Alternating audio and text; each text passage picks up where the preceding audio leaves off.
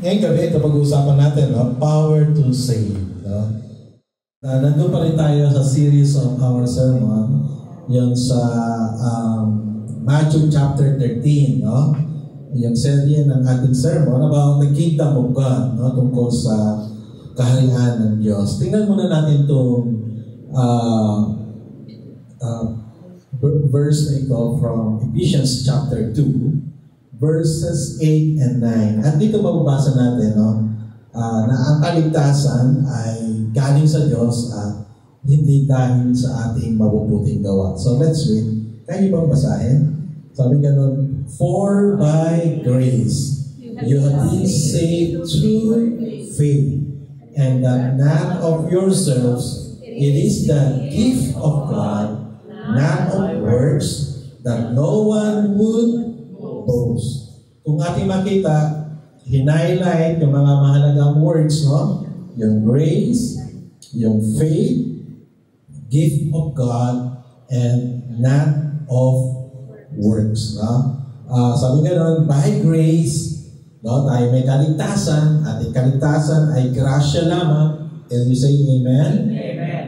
At yung grasya na yun, na kaligtasan, matatanggap sa pamagitan ng pananampalataya. Hindi natin kailangang mamanata. Okay? Hello?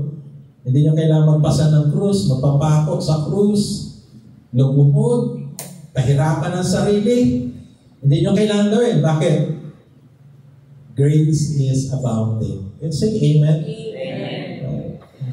Yung kagandahan loob ng Diyos, umaapaw. At para yung kagandahang loob ng Diyos na maapaw, na nagbibigay ng kaligtasan, matatanggap sa pamagitan ng pananampalataya. Pag sinabing pananampalataya, pagtitiwala na sapat ang ginawa ni Jesus sa krus. Yung ginawa niya doon sa krus sa Kalbaryo, enough. Hindi na kailangan dagdagan pa. At kapag tayo nagtiwala, sumampalataya na yung sapat, then we will receive that salvation. Because that salvation is free. That's a gift. Amen po? Amen. Ayaw ng Diyos tayo mapahamak sa impyerno. Kaya may regalo siya sa atin para makaiwas sa impyerno. At yung kaligtasan yon hindi kailangan pagtrabawan. Ibig sabihin, kaya tayo naligtas, hindi dahil sa ating gawa, kundi dahil sa gawa ng ating Diyos. Alam niyo po, yun ang kaibahan ng biblical evangelical Christianity like us. No? Biblical Christianity is unique compared to other Christian groups. Bakit? Kasi we believe that salvation is a gift from God. Amen po ba? Amen. Halimbawa, so dati nating pananampalataya, kailangan gumawa ka ng mabuti para makapasok sa langit. Pero ang biblical Christianity, ang Bible nagsasabi, salvation is a free gift from God. Amen po ba? Amen. At matatanggap lang sa pamagitan ng pananampalataya. No? We deny the idea that we can work with God for our salvation. No? Hindi totoo yun. Wala tayong magagawa, no? Para sa ating kaligtasan. And on the other hand, we strongly proclaim that salvation is by faith alone. No? Kaya pa sa Latin, no? Sola fide. No? Sola fide. Only by faith, no? And not by good works. No? Kasi nga, sabi nga sa Isaiah, kahit yung pinaka mabuting gawa mo ay parang isang basahan. Hello? At 1 billion pa, pakainin mo. Ang tingin doon ng Diyos parang isang maruming basahan. Di ba? Dahil nga, hindi yun pwedeng i-credit para sa iyong kaligtasan. Kaya, yun ang pag-uusapan natin sa gabi nito. No? Makita natin ito sa Matthew 13:47 to 50. Okay? At ito yung mabasa natin. Tingnan natin yung larawan muna. Tingnan natin yung larawan. Yan. Ano ang kikita nyo? Ha? Anong hawak nung mangingisda? Sabay-sabay nga sabihin nyo? Lambat. No? Fishing net. O lambat. At dito sa kwento natin, ang sabi gano'n, ang paghahari ng Diyos ay katulad ng isang lambak. Now, Matthew 13, verse 47 to 50. So let's read together sa Tagalog, sabay-sabay. Ang kaharian ng langit ay katulad din ng isang lambat na inihagi sa dagat at nakahuli ng sari-saring isda. 48. Nang mapuno ang lambat, hinila ito sa pampang. Naupo ang mga tao habang tinitipon nila sa sisidlan ang mabuting isda at itinatapon naman ang mga isdang hindi mapapakinabangan. 49. Gayun din ang mangyayari sa katapusan ng daigdig. Darating ang mga anghel, ihiwalay ang masasama sa mga matuwid at ihagis ang masasama sa naglalagablab na apoy. Dooy mananangis sila at manggagalit ang kanilang mga ngipin. No? The kingdom of God as fishing net. No? Fishing net. O lambat. Ang kaharian ng Diyos ay parang isang lambat. Ito yung nagsisimbolo na ang kaharian ay nasa pagmimisyon ng paggagather, pagtitipon ng mga tao. Amen po ba? Amen. No? Yung net, kung paano niya ginagather ng isda, sari-saring isda, klase ng isda, ang kaharian ng Diyos ganun, ginagather niya ang mga tao. Yun ang kapangyarihan ng Diyos. Ang kapangyarihan ng paghahari ng Diyos ay kaya niyang mag-gather ng mga tao. Kaya niyang magtipon ng mga tao. No? This is the reason why, kaya nga, yun ang dahilan bakit we are participating with God's mission through planting churches. No? Kaya tayo kasama ng Diyos. Kaya si Brother Mark, natutuwa ako habang nagsasalita siya. Talagang na-embrace niya na what is City of Hope Urban Mission. Sabi ko, ano na sa kanya, internalize niya na. Ano ibig sabihin ng City of Hope Urban Mission? Na kahit saan ka pupunta, naisip mo mag-plant ng church, magsimula ng panibagong gawain. No? Tulungan ang pagmimisyon. Okay? So, yun ang ginagawa natin ngayon. Nagpa-participate lang tayo sa mission ng Diyos. Ang mission ng Diyos, mag-gather ng mga kaluluwa. Mag-gather ng mga tao. No? Through planting churches. No? And one of the best ways to fulfill the mission of disciple-making, at totoo nga, through planting communities of believers or church. No? Paano matutupad yung Matthew 28, 19 and 20, yung go and make disciples of all the nations, baptizing them in the name of the Father and the Son and the Holy Spirit, teaching them all that I have commanded you. Paano mangyayari yun? Yun ay madaling mangyari kung tayo ay magtatanim ng mga iglesia. Amen po ba? Amen. Maraming mga nagmimisyon, di ba, sa bus. Preach sila sa bus. Although yung iba hindi totoo kasi gusto lang maningil. Pero yun, ang kanilang itiin na makakagana ng pera, right? Hindi talaga disciple making. Na pagkababa nila ng bus, kalimutan na nila yung pangaralan nila. Unang church planting. Yung iba sa jail, maganda rin yun. Nagpupunta sa jail, nag-preach doon. Pero pag nakalaya yan, wala na rin. Pero pag ganito, balik-balik, magturo ka, dinidisciple mo, mga tao, may nangyayari. Amen? Mas effective.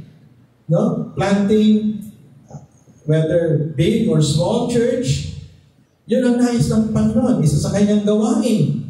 No? Gathering people, no? And to make it a community, no? To make it a local church. Tingnan natin to. Now, Jesus' command is what? To make disciples of all the nations. Paano daw gagawin? How to do the disciple making or discipleship? Una, going. We need to go. No? Pinag-pray namin na yung CHAM, babaguhin ang pangalan, no? Gagawin ng City of Hope Urban Mission International. We need to go. Amen? Paano we need to baptize? You need to baptize. And then, teach.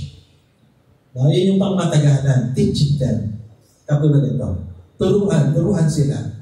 No? At yun ang gagawin ng church. Nilagay ko na yung logo City of Hope dito, pero ang totoo, yan ang trabaho ng church. No, yan ang trabaho ng church. Yan yung participation ng church sa kanyang kaharian. No?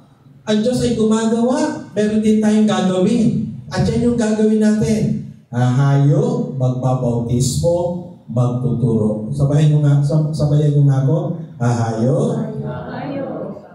magbabautismo, magtuturo. That's why we are in obedience to Jesus' mission command if, no?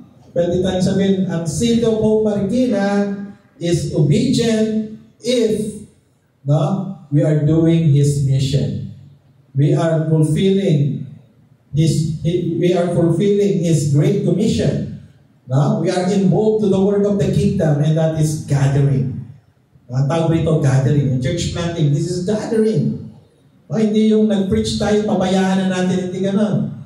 Di ba? Kanina habang nagdadrive ako, sabi ni Jairus, ang layo pala pastor ng Marikina. Ang sagot ko sa kanya, yan ang pagmamahal sa gawain ng Panginoon. Di ba?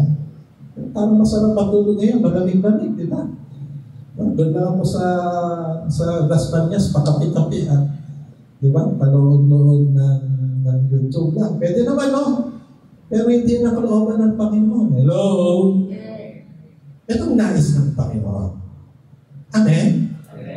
Nais ng Panoon. At pwede rin kayong gamitin ng Panginoon. No, Brother Mark, pagbalik ng Canada, magagather din siya ron na mga mananampalataya. Eh, saan man tayo? No? Makikitrabaho tayo sa Diyos sa kanyang trabahong paglalambat, paggagather ng mga tao. Amen po ba? And if we are participating to the work or gathering of the kingdom of God, of the kingdom, then we are recipients of His promise. Minsan, ganito. Pakinggan niyo ako. Minsan, ganito. Marami tayong demand sa Diyos. Marami tayong expectation sa Diyos. Pero yung pinapagawa niya sa atin, hindi natin ginagawa. Naintindihan natin? Diba? Ang dami natin inaasahan na dapat ibigay mo sa akin to, Lord. Ito sabi mo, ito sabi mo, ito sabi mo. Pero, meron siyang mga kahingian. For example, this one, go and make disciples of all the nations, baptizing them, teaching them. Hindi naman natin ginagawa. Tapos, i-claim mo, itong verse na ito, Matthew 28 verse 20. Let's read together. So, reason why? Teaching them to observe everything that I have commanded you, and lo, I am with you always, remaining with you perpetually, regardless of circumstance, and on every occasion, even to the end of the age. Wow! What a promise! What a promise from God. Napakagandang pangako. I am with you always. What a promise. Hello? Ako'y laging kasama ninyo. Napakagandang pangako. Mananatili sa inyo. Ano man ang sitwasyon. Ano man ang okasyon. Kahit pa hanggang sa dulo ng daigdig. What a promise.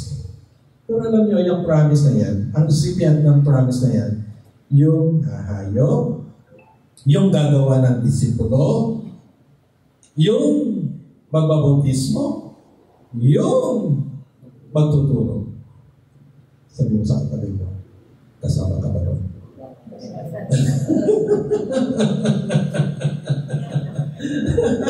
Kasama ka ba ron?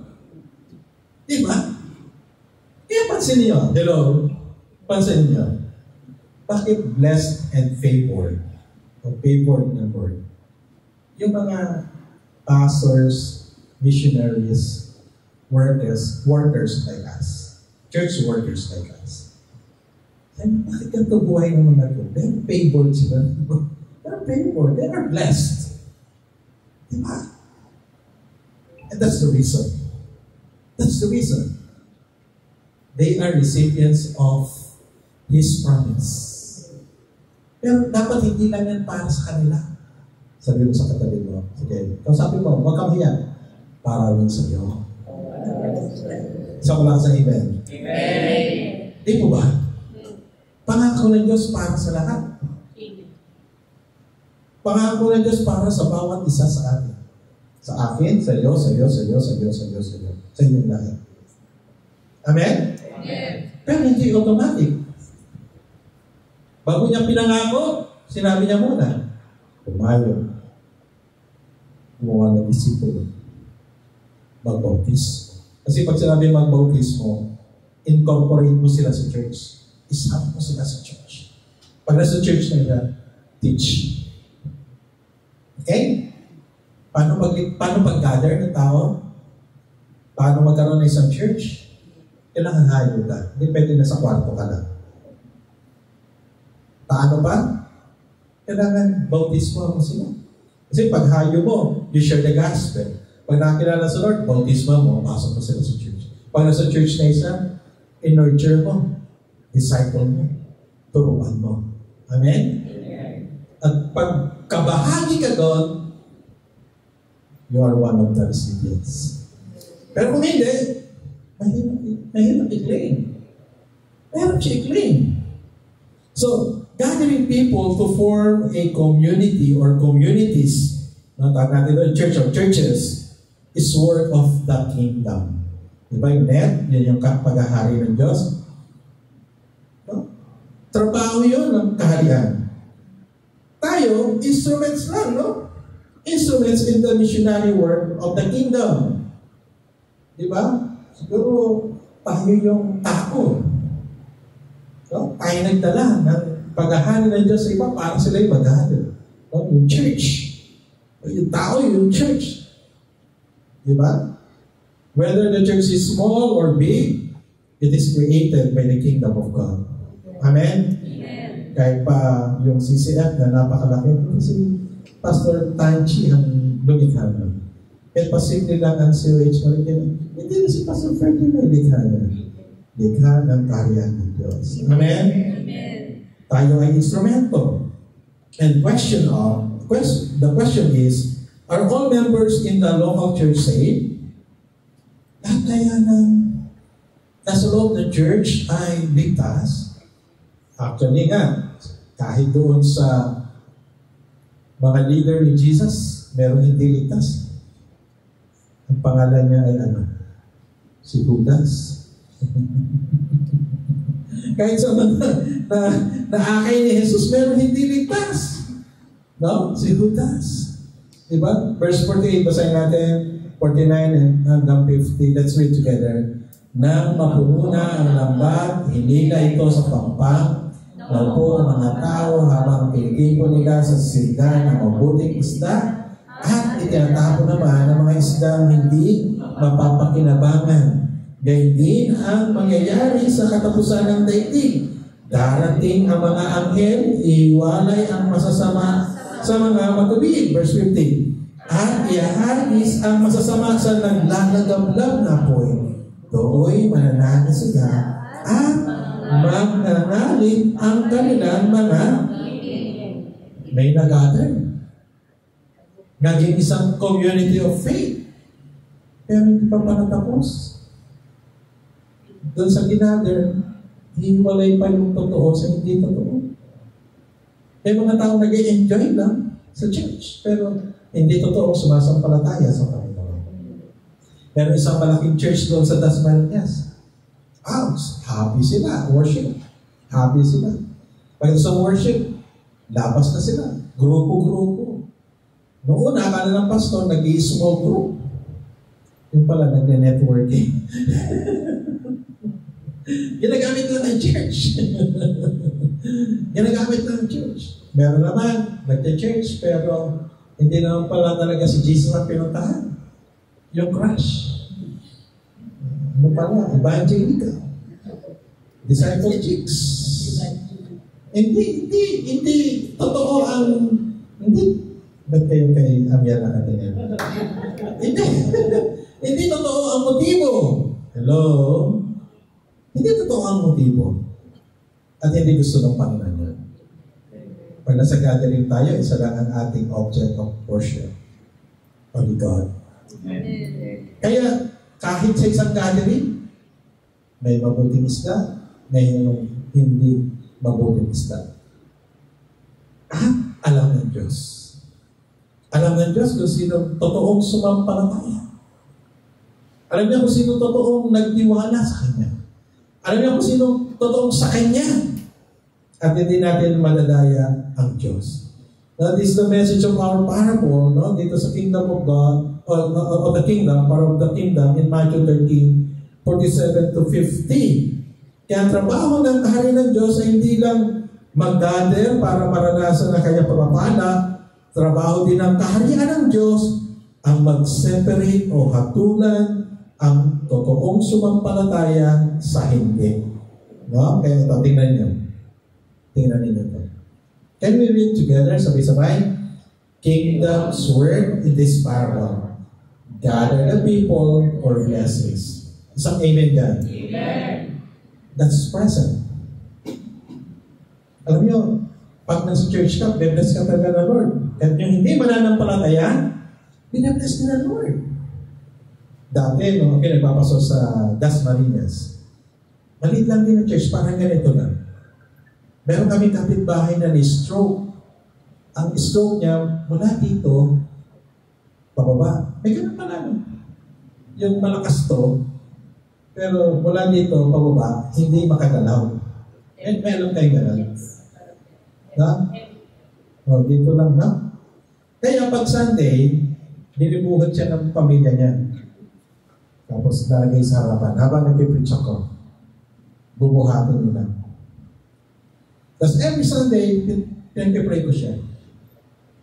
Every Sunday. No? Hindi siya makagalaw eh. Binubuhat lang siya. Gumaling. Gumaling talagang normal, bakas. Akala ko na talagang kasama namin talaga siya sa church. Tapos sabi niya, Pastor, bili mo yung aming lote. Binenta yung lote niya, nabili namin, nagkaroon ng sariling lote yung church, nagkaroon ng sariling building. Ilang pala plano ng Diyos para sa amin. After that, balik siya sa dating buhay. Pero hindi pa naman tapos ang Panginoon sa kanya, hindi pa natin alam. Pero ibig ko lang sabihin ganito. Hindi lahat na nasa loob talagang sa kanya. Hindi ka natin. But God knows and we know.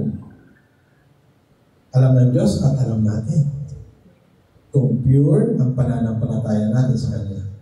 At present, pag nasa church tayo, we will experience His blessing. Tama po ba? May pagpapagaling. Amen po ba? May provision ng Lord. Amen po ba? May mga himala. Amen po ba? Sister Sheila, that is one of the miracles. Diba? Kung meron si Brother Mark sa Canada, no problem. At present, we enjoy His blessing. But pagkatapos ng lahat ng ito, ang kaharian ng Diyos, isa-separate niya, alin yung Kanya, alin yung hindi. Actually, meron pang isang parable dito eh.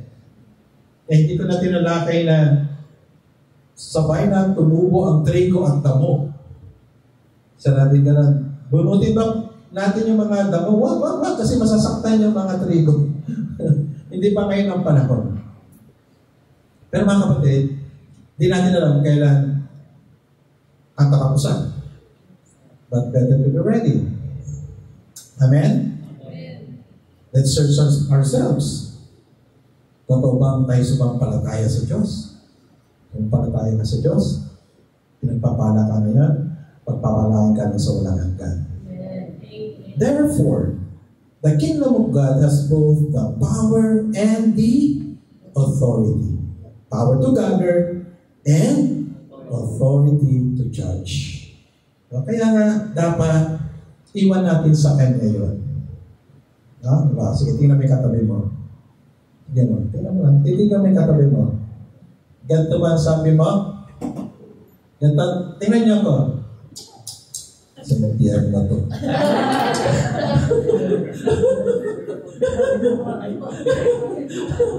Huwag ka mag-judge.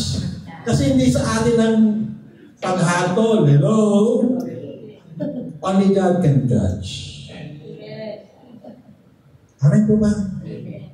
Yung sabi ng Diyos na, huwag kang umatol sa kapwa mo, o huwag mo punahin yung muta ng kapwa mo. Kung ang nasa mukha mo, katrogas kasi laki ng troso. Di ba?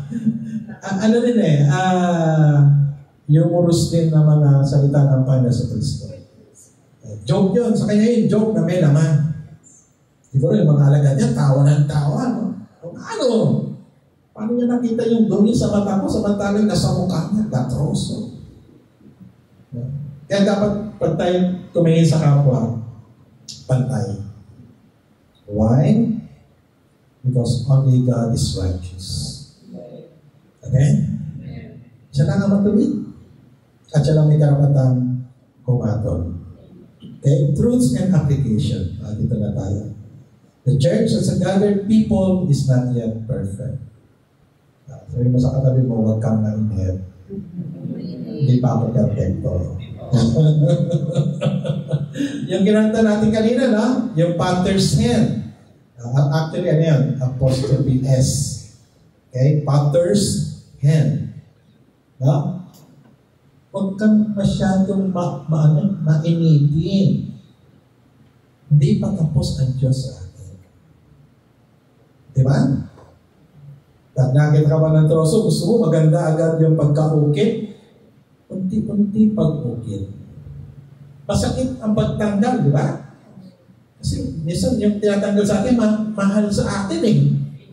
Lord, mahal ko to. Di ba? Pero inaalis na Lord, paano tayo tumuwid? Amen po ba? Tama ba, Pastor JP? Tama. Minsan ganun eh, di ba? Minsan ganun nga, Lord, I hirap. Well, this thing is so important to me, pero hindi mo nais. Sige, alisin mo para ako yung maging ayos. Hindi pa tapos ang Diyos sa atin. From glory to glory, di ba? Tayo inaayos ng Panginoon. Patuloy na inaayos ng Panginoon. So, anong attitude natin? The same thing with God. Kung ang Diyos mapagtimpi. Hello? Sabi mo sa katabi mo, dapat mapagtimpi ka din. Diba? Kasi isa may inipin tayo. Tanda mo na ganyan ka pa rin. Isa masakit yung tanggapin, di ba? Pero ang Diyos, hindi. Nagtitimpi siya. Until such time, ma-realize natin, magkaroon ng transformation sa buhay natin. Amen? So, pangalawa, let's be part of disciple making. Kasi ito yung ginagamit ng Diyos para tayo ay matuwid. No? Hindi lang evangelism, no? Hindi na share the gospel, but pag nakakilala ka na sa Lord, unti-unti kanyang binabago. Paano mangyayari sa pamagitan ng salita niya? Paano mangyayari yan? Through disciple making. Now, our way of continuous transformation is through disciple making. Kaya kasi pastor, ganito mag-preach. No? Bakit ganito mag-preach si pastor? Kasi ito pastor friendly pag mag-preach yung word of God talagang demonstrate. This is disciple making. Paano tayo natututo? Sa tingin ko, magtutuyos na tayo by next month. Marami lang yung realization sa buhay. Through the Word of God. Amen? Kasi ito yung disciple making. Tama po ba? Kaya mga kapatid, tayong mga nasa karya ng Diyos, magsaya tayo. Bakit? Hindi natin ito trabaho ito ng Diyos. Mapalan tayo, bakit? Kasama tayo doon sa lalakbay. Sabi mo sa katabi mo, tatapin mo hindi, pagkasama tayo ng nalampag. Pagkasama tayo ng nalampag. Amen? Pero, habang tayo ginather ng Lord, habang nasa gathering tayo, as a gathered people of God, patuloy tayong malinang, patuloy tayong lumago, Patuloy tayong mag-mature. Patuloy tayong matransform ng kanyang salita sa pamagitan ng pagdidisipulo. Amen? At pagkamuli, yung patuloy na nagre-reject sa kanya, hindi makapasok sa kanyang kaharian. Pero yung mga welcome ang salita ng Diyos sa kanya. Those people who are receiving His word, no? Ang salita ng Diyos hindi babalik ng walang halaga. Salita ng Diyos hindi babalik ng walang pakinabang. His word will work in your heart, in your life. Pag naghato na yung Diyos, praise the Lord, hindi kami tinapong.